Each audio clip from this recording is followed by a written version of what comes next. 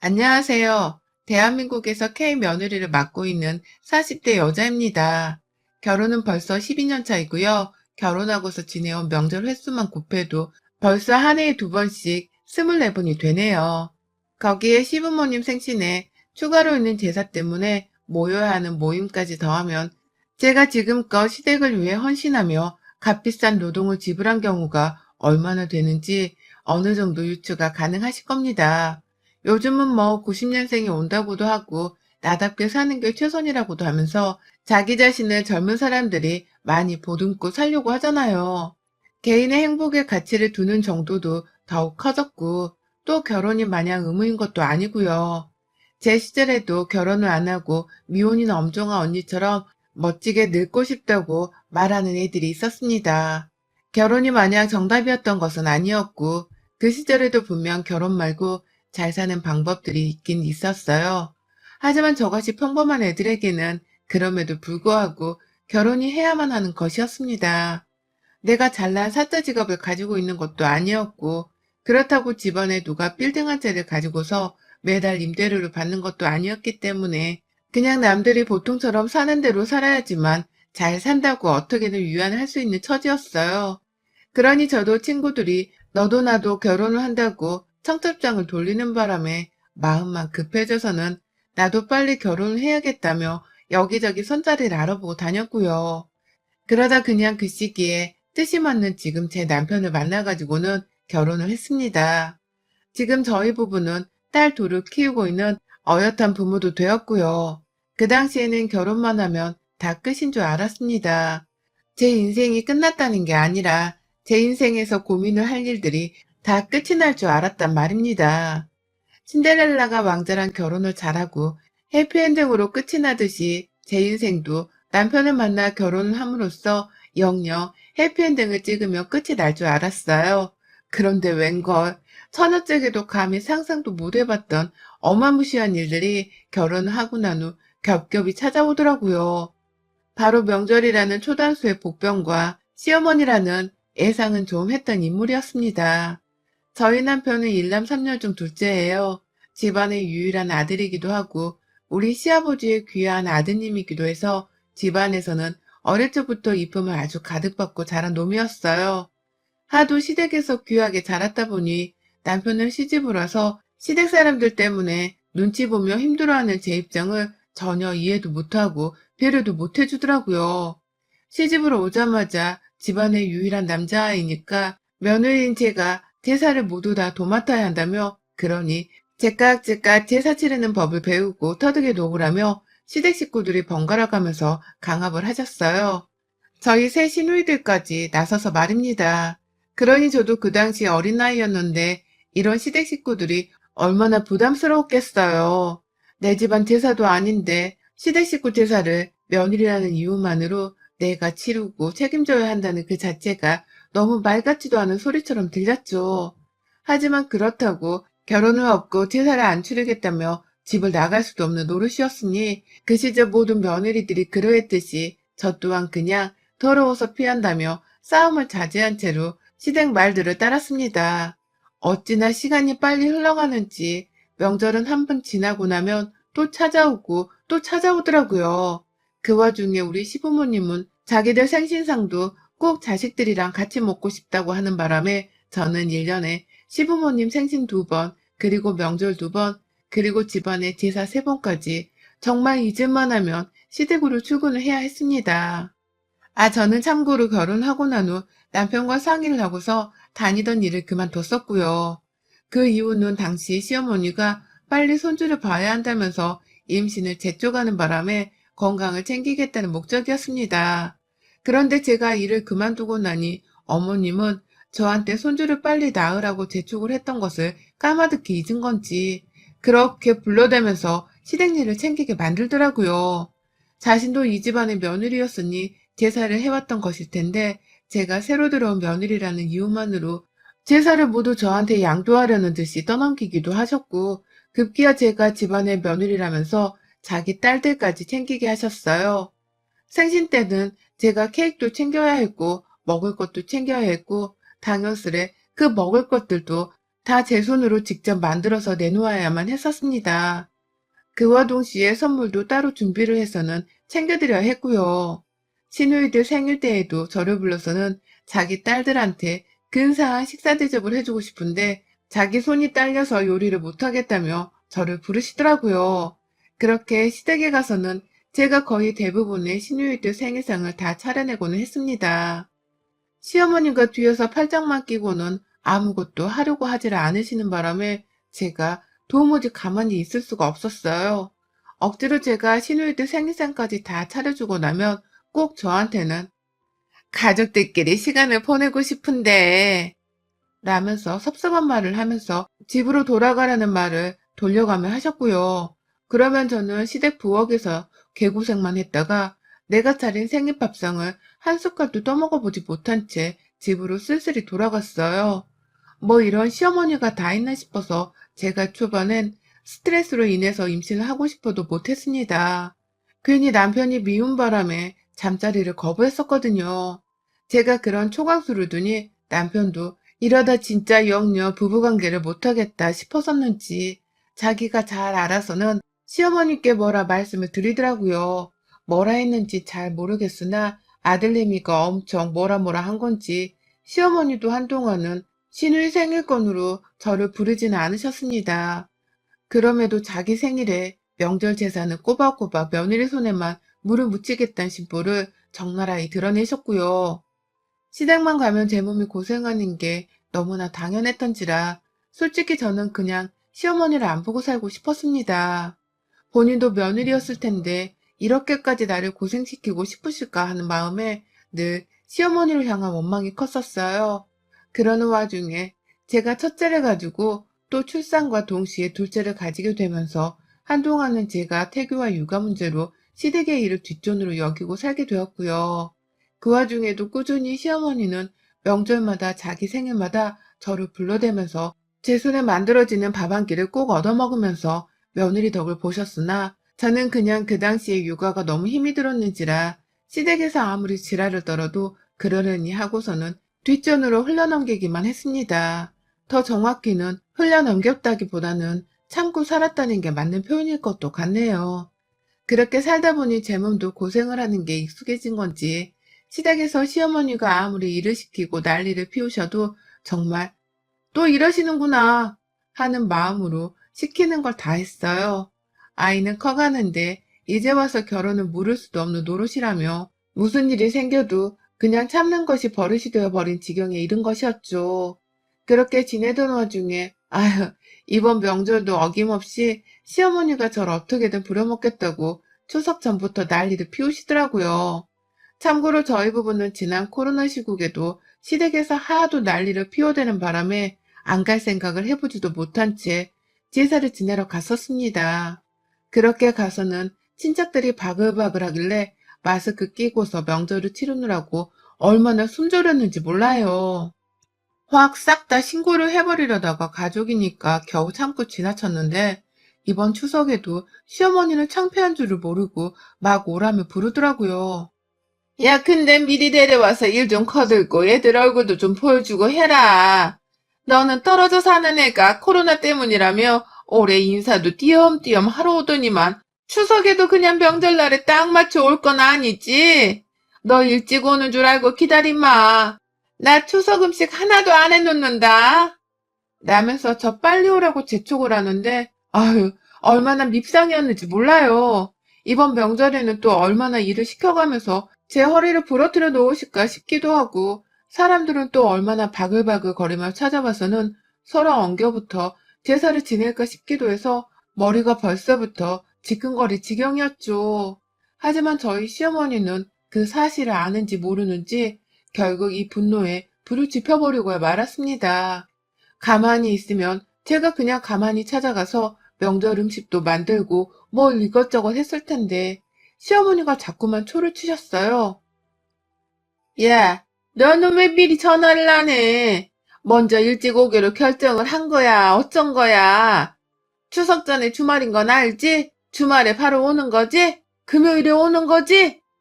라고 하면서 계속해서 빨리 오라 재촉을 하시고 그걸로도 모자라 저한테 해선 안 되는 말도 하더라고요. 야, 네가 며느리인데 우리 집 힘든 일은 네가 알아서 나서서 하겠다고 하며 솔선수범을 보여야 할 거 아니냐. 내가 코로나 때문에 네 시누이들 생길 때 너를 안 부르기는 했지만 그렇다고 해서 군기가 빠지면 안 되지. 너 내가 예전에 했던 것처럼 네 시누이들 생일마다 불러가며 제대로 고생 한번 시켜줘. 라고 하시더라고요. 본인이 올해는 코로나로 저를 덜 부려먹었는데 그거에 감사하지 못할 거면 자기가 앞으로는 저를 더 고생시킬 거라며 반협박 같은 소리를 해대신 겁니다. 이런 말을 저한테 아무렇지 않게 하면서 빨리 시댁에 와서 시부모님 옆에서 아양 떨며 잔심부름도 하고 며느리 노릇도 하라는 소리를 하고 계신 것이었어요. 그러니 저도 생각을 하면 할수록 나름 무슨 옆집 머슴으로 취급을 하시는 건가 싶어서 기분이 찝찝하더라고요. 세상 어느 시어머니가 며느리한테 일을 더 시키겠다 말겠다 하면서 고생시킬 거란 소리를 하나 싶어서 진짜 기분이 더러웠어요. 똥 밟은 것처럼 순간 시어머니를 향해서는 최소한의 존경심도 들지를 않았습니다. 그 상태에서 더 참자, 참자 하면서 버티던 중 시어머니의 입에서 너 이번 명절에 아주 각오해. 내가 허리 하나 제대로 부러뜨려 줄 테니. 라는 말이 나온 순간 저는 고삐가 풀린 망아지가 되어버렸어요. 내 허리는 우리 부모님이 물려주신 소중한 몸뚱이인데 이걸 다른 사람도 아닌 시어머니가 뭔 자격으로 감히 부러뜨리겠다고 말을 하나 싶어서 시어머니를 따라서 같이 화가 났었고요. 제가 뭐라 그러셨냐면서 재차 물어봤는데도 시어머니는 한마디를 쫄지 않은 채 내가 네 허리를 부러뜨리겠다고 했다. 왜 이년아? 라고 하면서 오히려 더 공격적으로 구셨습니다. 그러니 저도 시어머니께는 최소한의 며느리 도리 같은 건 하지 말아도 되겠다 싶었어요. 그런 인간의 도리를 모르는 분 같았기 때문에 말이죠. 저를 불러내서 어떻게든 본인이 쉬고 싶어 하신다는 것을 알아서인지 이번에 아주 그냥 제대로 시어머니를 쉬게 해드리고 싶더라고요. 그래서 저 진짜로 혼자 시댁에 갔습니다. 나 없으면 남편이 어떻게든 알아서 혼자 얘들을 돌보겠지 싶어서는 남편한테 통보하듯이 잠깐 시댁에 좀 다녀오겠다면서 그냥 집을 비워버렸어요. 제가 집을 나가는 줄 알고 둘째는 보채는데 첫째는 귀신같이 엄마 심정을 꿰뚫어 본 듯이 엄마 잘 다녀와 라면서 저를 배웅해 주기까지 하더라고요. 그러니 저도 든든하다며 그냥 무작정 집을 나가버렸죠. 시댁에 가는 데까지 가까운 거리지만 직방으로 가는 교통편이 없어서 돌고 돌면 1시간 정도는 지하철로 도착을 하거든요. 그렇게 시댁에 무작정 쳐들어가서는 저 일찍 왔다고 좋아를 하다가 혼자 온 걸 보고는 왜 너 혼자 왔어? 라고 비아냥거리는 어머님을 무작정 데리고 나섰어요. 어머님은 제 손에 끌려 나온다고 소지품 하나 챙겨 나오지 못하셨고 나오는 길 내내도 어딜 가는 거냐면서 제 팔목을 어찌나 세게 잡아당기던지 눈물이 다 나오더라고요. 근데 저 진짜 끝까지 거짓말 보태서 아무렇지 않은 척 어머님을 회유했습니다. 애들이랑 남편이랑 지금 다 집에서 놀고 있는데 어머님이 하도 보고 싶어 하는 것 같아 남편한테 말했더니 남편이 데리고 오라 했다면서 애들이 있어서 남편은 못 왔으니 저 따라 그냥 아무 말 말고 오시라며 시어머니를 무작정 끌고 나왔어요. 아무래도 둘 다 서울에 살고 있긴 있어서인지 어머님도 금방 의심을 풀고는 저를 따라 나오시더라고요. 제가 급한 대로 어머님을 지하철에 태우지 않고 바로 카카오 택시를 불러잡아서는 목적지를 찍고는 출발을 했는데 어머님은 차 안에서 잔소리를 한다고 저한테만 신경을 쓰느라 택시가 어디로 가고 있는지를 신경도 안 쓰셨어요. 택시는 이미 저희 집 반대편을 지나선 정말 한참이나 더 먼 서울 외곽으로 빠져나가는 중이었는데 우리 무식한 시어머님은 이 차가 어느 방향으로 가고 있는지를 신경도 안 쓰신 채 그냥 세워라 내워라 저를 향한 잔소리만 하시더라고요. 추석에는 알아서 빠릿빠릿 연락하며 찾아오라고도 하고 아들 하나 장가 보내고 나서 자신이 많이 외로웠으니 더 챙기라는 소리도 하고 그러다가 바로 전에 전화통화를 했던 것을 들먹이면서 너는 진짜 오늘 안 찾아왔으면 내가 명절에 너 허리 제대로 부러뜨렸어. 라면서 자신만만하게 혼을 내는데 아유 진짜 우리 시어머니를 누가 말릴까 싶더라고요. 그러다가 거의 택시를 타고서 40분가량 달리다가 시어머니가 대뜸 근데 우리 아직도 도착하려면 멀었냐? 라고 하면서 어딜 가는 길이냐고 물어보더라고요. 그러면서 택시 기사님 핸드폰에 찍힌 내비게이션을 뚫어져라 쳐다보더니만 우리 니들 집에 가는 거 아니었냐? 라고 하면서 어딜 가는 길이냐고 막 물어보는데 결국 택시 안에서 너무 난장판을 피우시는 바람에 기사님께 양해를 구하고는 그 자리에서 택시에서 그냥 내려버렸어요. 거기가 바로 서울에서 경기도로 넘어가는 화정으로 빠져나가는 길목이었는데 주변에 도로가 있어서 망정이었지 하마터면 저도 어머님 따라서 길 한복판에서 미아가 될 뻔했습니다. 택시에서 내린 시어머니는 나를 도대체 어디를 끌고 가려고 한 거야? 너 지금 이게 무슨 수작이야? 라고 하면서 길 한복판에서 사람들이 보던 말던 소리를 지르더라고요. 본인도 어처구니가 없었겠죠. 아들 보여준다고 무작정 데리고 나서더니만 갑자기 어딘지도 모르는 길목 한가운데서 정차를 했으니 말입니다. 전화했을 때 잔소리를 해서 화가 난 거냐면서 저를 향해 얼마나 정신 나간 년이라고 욕을 하시던지요. 당장 집으로 데려다 주라고 가지고 있는 현금이 없으니까 빨리 택시를 잡아서는 저희 집으로 가게 해달라면서 그 앞에서 막 소리를 더 치시는데 제가 거기다가 대고선 내가 왜요? 라고 말을 해버렸어요. 내가 왜 어머님을 다시 집으로 도로 데려가야 하는데요? 어머님이 이렇게 저한테 지금 소리치고 있는데 제가 왜 그래야 하는데요? 집으로 도로 데려다 주라고 사정을 해도 모자랄 판에 왜 자꾸 저한테 소리를 치시는 거예요? 지금 이 상황에도 제 허리를 부러뜨리고 싶으세요? 라면서 저도 우라통이 터져선 마구 폭발을 하듯 어머니께 소리를 질렀습니다. 그러니 어머님은 이 상황에서 그런 소리가 나오냐는 말과 함께 제 가슴팍을 막 때리셨어요.